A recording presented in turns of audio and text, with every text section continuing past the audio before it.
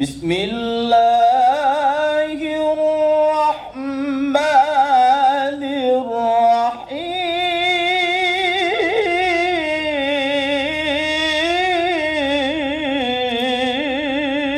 الرحيم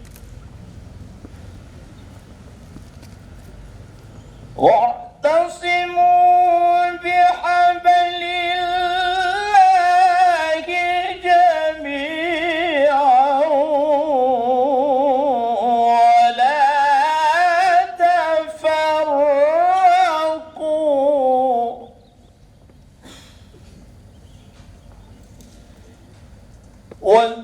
واذكروا نعمة الله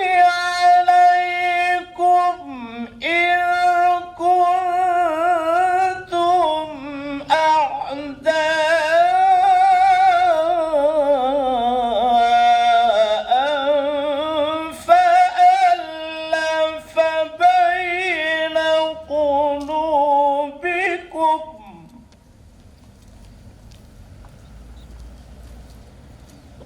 فألف بين قلوبكم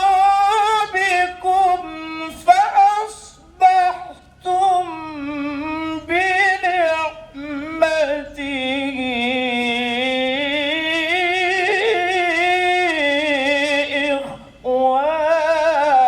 إخوانا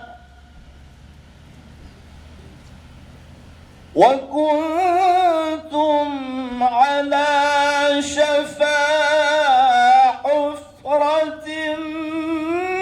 من النار فأنقذكم منها كذلك يبين الله لكم آياته لعلكم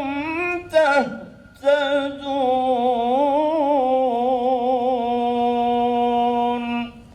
صدق الله